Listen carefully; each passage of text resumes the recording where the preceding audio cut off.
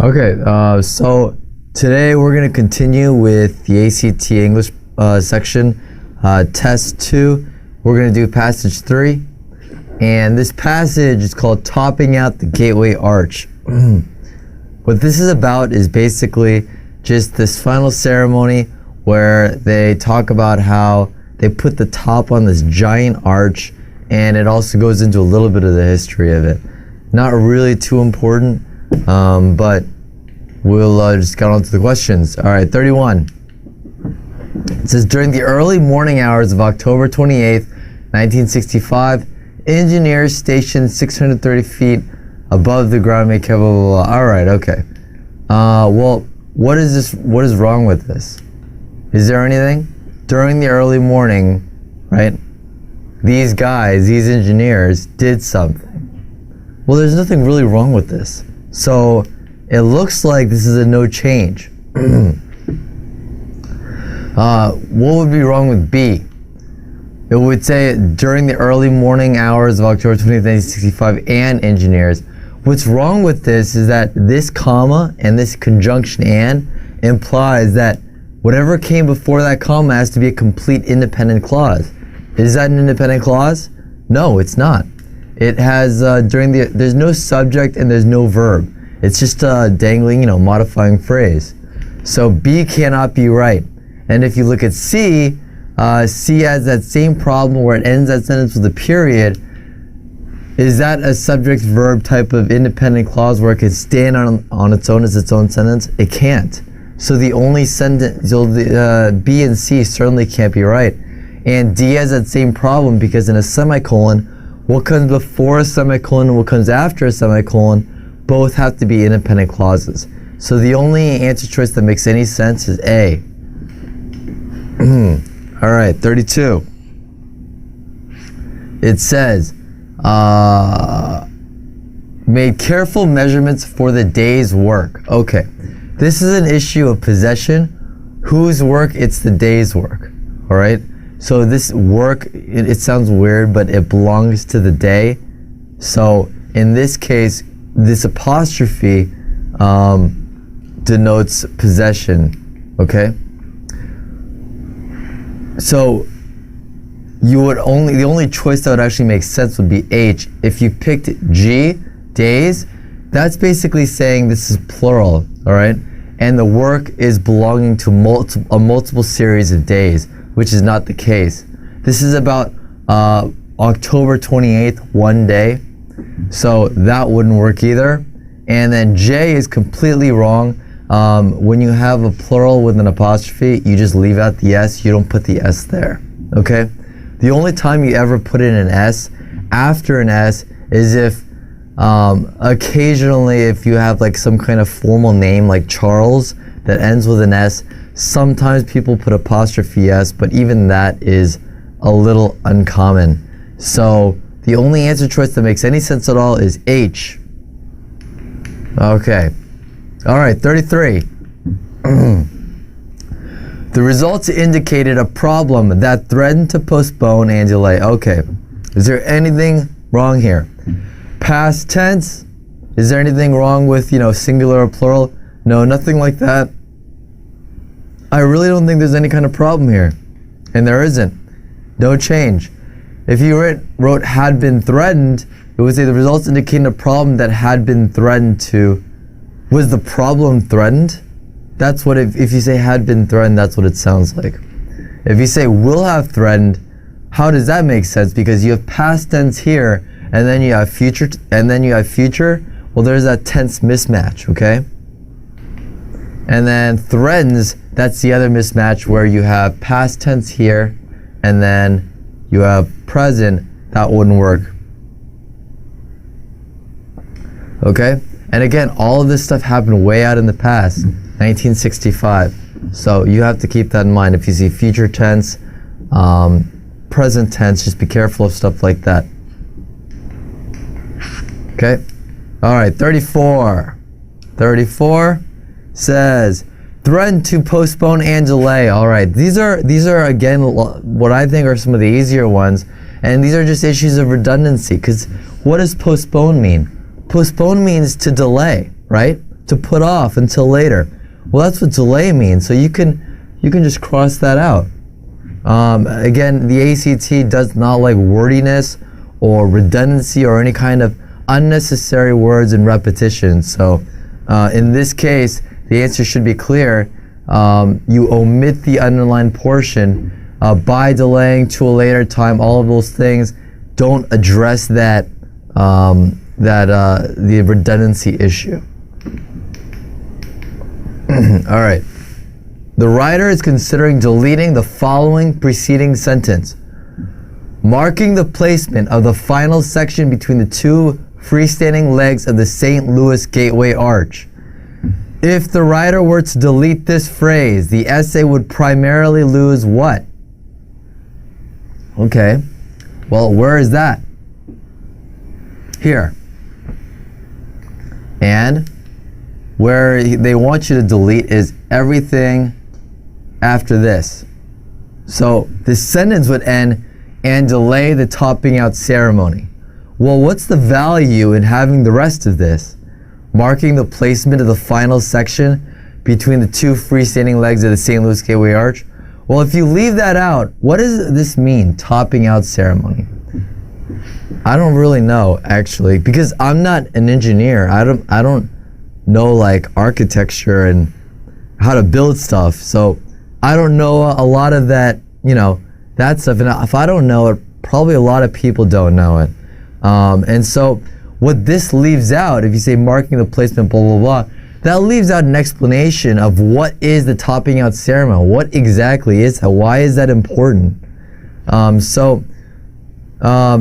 Let's just keep that in mind when we go to the answer choices. It says if the writer were to delete this phrase, the essay would primarily lose what? A minor detail in the essay's opening paragraph. Well, it's not really a minor detail, right? It seems like a lot of the events of this essay revolve around this gateway arch and, topping out, this ceremony. B, an explanation of the term topping out ceremony. Sure, that's exactly what it does. It explains that. The writer's opinion about the significance of the topping out ceremony. Is this about his opinion, or is it just an objective definition or explanation of this is what that is? Well, it's not really an opinion, it's just a definition almost.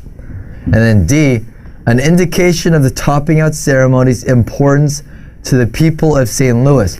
This has nothing to do with how important it is to the people of St. Louis. It's just an explanation of what it is. It's the top of the arch and, etc., etc. Okay? So B would be the only possible answer choice. Okay. 36. Well, a lot of these short ones without a long one. It says 32 years of planning and effort resulted in this moment. In 1933, attorney and civic leader Luther Eli Smith envisioned a memorial that would recognize Okay. Well, what's wrong here? There's actually nothing wrong here. This is the subject, attorney and civic leader, is a compound subject, meaning it's a two-noun subject. You have here Luther Eli Smith. Okay, that is a noun modifying phrase. Those are called appositives. I've covered those before, but again, you don't really need to know the term appositive. You just need to know that it's a noun phrase or some kind of noun that modifies another noun. Now, normally, often, you'll have these separated with commas. Okay? In this case, though, you wouldn't separate it with commas because this is actually essential and very important to the meaning of the sentence. So if you take that out, you just have attorney and civic leader envisioned a memorial. Well, not really. That sort of just sounds funky. It's because it's talking about who did it. Well, Luther Eli Smith did it. It's very important to the sentence. And you could even say that this is the subject and this part is the appositive. It's sort of up to the person, it's not really a clear answer which is you could say is the appositive. You could really just say either one is, but in either case, this is essential information, and so in this case, there should not be any kind of comma surrounding it. You should just say attorney and civic leader Luther Eli Smith envisioned blah blah blah blah blah. Okay, there's no need for the comma separation, so no change is fine. G, you certainly wouldn't have a comma between these two nouns. This is just a compound subject. It's not like a list of more than two things, it's just two things. Okay, if you have a list of more than two things, you might want to have commas, or you wouldn't need commas, but with just two things, no commas needed, and is all you need. And then here you have that comma, the problem, and then here you have two commas, which are completely unnecessary. And this is even on a more, this is also even worse possibly, because with H, you have a comma after leader, but you don't have the closing comma after Smith. So if you had this comma here, there, it wouldn't be as bad, but with only one comma here and not after Smith, you clearly don't have a properly separated modifying phrase, and so it wouldn't make any sense to have just only this one comma. Okay, on to question 37. Now it says, if the writer were to delete the preceding sentence, the paragraph would primarily lose. Well, what's the preceding sentence? In 1933, attorney and civic leader Luther Eli Smith envisioned a memorial that would recognize St. Louis's major role in the westward expansion of the United States. Okay, well, what is this sentence about? It's just how he thought this memorial would recognize how the city of St. Louis had a big impact on the U.S. expanding. All right, so A, does that sentence have an explanation of why St. Louis had a major role in the westward expansion of the United States? This can trick you, except when you look at the word why, it doesn't actually say why or really explain anything. It just recognizes it, right? It just says, oh, good job, St. Louis. You had a role, you had a part to play. So A wouldn't be correct. If you look at B, it says, details about what Luther Eli Smith thought the memorial he envisioned should look like. Does this say anything about, oh, I think it should look like this, and it should have, like little bells on the side and, whatever. No, it doesn't. It just talks about his envisioning of the memorial. So B doesn't work either. If you look at C, background information about the history leading to the Gateway Arch, that would actually make sense. This is the history, right? This occurred in 1933, about how the idea for it came to pass.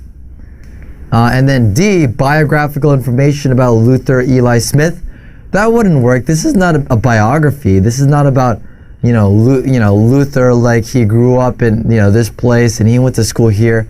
This has nothing to do with that. So the only answer choice that makes any kind of sense is C. Okay? All right, 38. 38, it says, architect Eero Saarinen, who created the design that symbolized the memorial's theme of St. Louis as the gateway to the West. All right, when you read this sentence, you should pick up that it's an incomplete sentence. There's no verb. There's a subject, Erik Saarinen, and then you basically have a big modifying clause, all right? Modifying phrase, starting with who all the way to the end. Who created the design, blah, blah, blah, blah, blah. Erik, blah, blah, blah. Erik Saarinen, who did all this stuff. Well, who did all this stuff? What? Erik did what? What did he do? There is nothing that follows. There's no verb. And so this needs to be fixed to address that problem. So what would fix that basically by just putting in a verb? Well, H just stands out, right? Saarinen created. Subject, verb, done. Same problem here. Saarinen, comma, well, where's the verb? Nowhere. Saarinen creating. Creating is a verb form. It's not a verb by itself. You can say is creating, has been creating, something like that. But by itself is not a verb. Okay, so this is the only actual verb. It's the only one that fixes the air and makes that sentence a complete independent clause with a subject and verb. Okay, 39. 39, let's say it says, that next sentence, meanwhile, the arch would have a stainless steel exterior and interior structural supports made of concrete. Okay, so this question is about the transition, meanwhile. What does meanwhile mean? It means this is happening as something else is happening. Is that what this is supposed to indicate? No, this area just talks about who created it and then his plans for how to make it. Okay? It's not about one thing happening at the same time as something else. So meanwhile would be an adverb transition word that doesn't actually fit. What about therefore? Therefore means as a result. It means because of this, then this.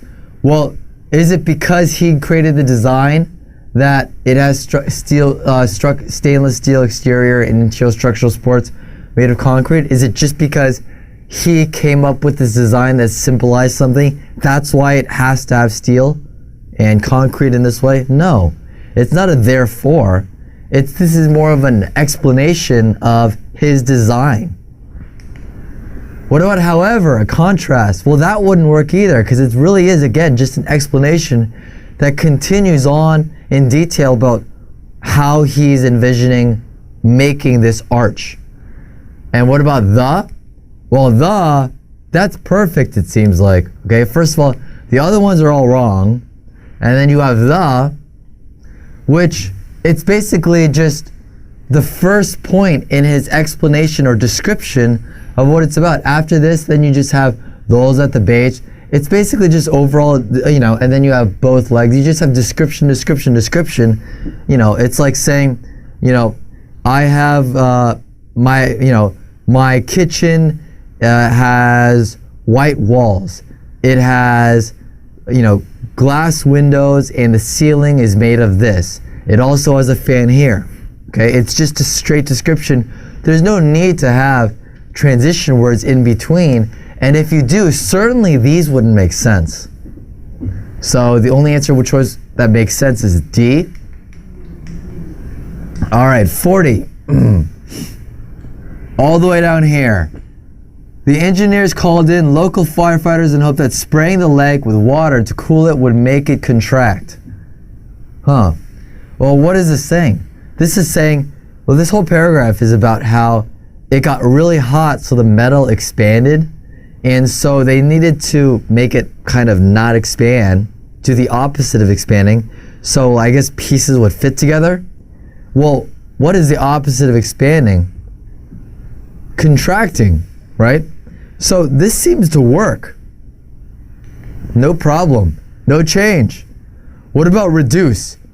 That's not exactly the same as the opposite of expand. Reduce just means to diminish or get smaller in number. It doesn't necessarily mean for something to do the opposite of expanding, which is to shrink. Decrease, same thing, doesn't really mean to shrink. And compress is not the same either. Compress means to put something on top of and push down. And that's very different than contract, which would much more be a complete opposite word of expand. It's really the perfect antonym that fits. So in this case, F, no change. That's the right answer. Okay. All right. So 41, we see at the top. Whenever you see stuff like this and this, just be careful, because these are problems where they'll give you, the words there,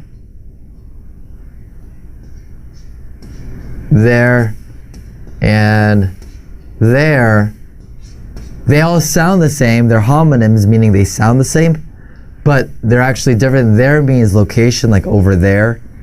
There means possession, like his phone, their phones. And there means they are, okay? So what is this sentence trying to say? The firefighters, using 700 feet of hose, were able to reach as high as 550 feet on the south leg in their attempt. Well, what there is being referred to? Well, here it should be possessive. Whose attempt is it? The firefighters' attempt. It's their attempt to spray this metal down to make it contract, okay? To reduce its expansion, okay? To limit that expansion so it doesn't keep expanding. So we know that there is wrong. Is there anything wrong with its? No, because what's expansion is it? The arch's expansion, okay? The metal's expansion. That's also a possessive form that is perfect for this setting. So you know that B can't be right. You know that A can't be right. The only two left are C and D, but because its is correct, the answer has to be C. Okay, on to 42.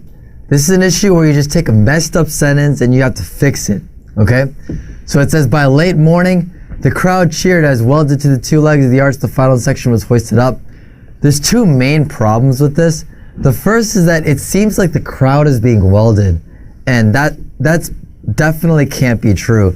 Welding is when you fuse two things together, like you fuse two pieces of metal together. And the other thing is the hoisting has to come first, right? The hoisting up and then the welding. Like if you have an arch, these are the two legs. I know I'm a really bad artist. And then you have that final arch, which you have to hoist up, put on top, and then you weld it together, okay? So this doesn't actually seem to make much sense the way it's put. It's not clear.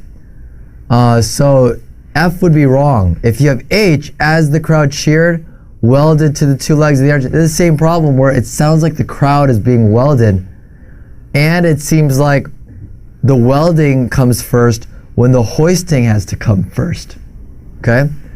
And J, the final section was hoisted up as the crowd cheered and welded to the two legs of, it almost seems like either the crowd was welded or it seems like the crowd was doing some of the welding, but even then it couldn't really sound like it because it says welded to. Well, I mean, if the crowd is welding, they're not welding themselves to anything. So just the way the whole sentence is, the prepositions that they use and the structure of the sentence really makes it very confusing and makes the meaning of the sentence very weird, like unclear and definitely not probably what the author intended. But if you look at G, it says, as the crowd cheered, the final section was hoisted up, hoisted up first, great, and welded to the two legs of the arch. All right, there's no ambiguity that the crowd is just cheering. It's not welding or doing anything. And the hoisting up comes first, and then the welding comes after. So everything makes sense. G has to be the correct answer. All the other ones have to be wrong. All right, 43. Okay. Over 3 decades and more than 30 years. Oh, all right. This is one of those very relatively easy ones. It's redundancy, repetition. What's a decade? A decade is 10 years. So if you have over 3 decades, what's that? More than 30 years. This is just absolute complete cases of wordiness, repetition. And A would obviously be wrong. What about decades amounting to more than 30 years? 3 decades, because 3 came before decades. That's the same thing, redundancy. C, decades, over 30 years. Just in case you didn't know. Well, that can't be right either. And then D, decades, just plain and simple, right to the point, very concise, no repetition, no redundancy. D is the easy, quick answer. It's the one that works. Okay? 44. Which of the following alternatives to the underlined portion would be least acceptable in terms of the context of this sentence? What's it saying? of planning and building had come to a conclusion and the tallest monument in the United States was now complete. It's talking about how they finished the building, okay? It came to a conclusion. So which ones are similar? It reached completion, yeah, that's like coming to a conclusion. What about come to an end? Sure, that works. What about ended? Yep, that works. The building and the planning is over. What about come to a halt? That's different. Because ending is one thing, concluding is one thing, but coming to a halt doesn't mean end, it just means it stopped. So something could have halted. When something halts, it kind of implies that it happens for reasons that were not intended. Like the plans, the building, the momentum, all the process of what they had to do, it came to a halt because of, I don't know, some law that was passed about how they can't build in this area anymore because it's too dangerous. Something like that. Halt just means stop, like maybe even a temporary stop. It doesn't mean the finish of everything, how everything is completed, everything is done, everything's over. So G would be the only one that's least acceptable, meaning the only one that doesn't fit at all with the other choices. So G is the correct answer in this case. And then 45, suppose the writer had intended to write a brief essay that describes the entire process of designing and building the St. Louis Gateway Arch. Would this essay successfully fulfill the writer's goal? Is this about the entire process of designing and building? Not really. It kind of talks about it talks about some of the historical aspects of it, but it doesn't really talk about each step of the way, right? Each step of the development process, each step of basically how to build a giant arch. So that's a major detail you want to keep in mind, part of the question. A, yes, because it offers such details as the materials used to make the exterior and the interior structural supports. Does talking about the materials used, like some of the concrete and the steel, mean that it describes the entire process?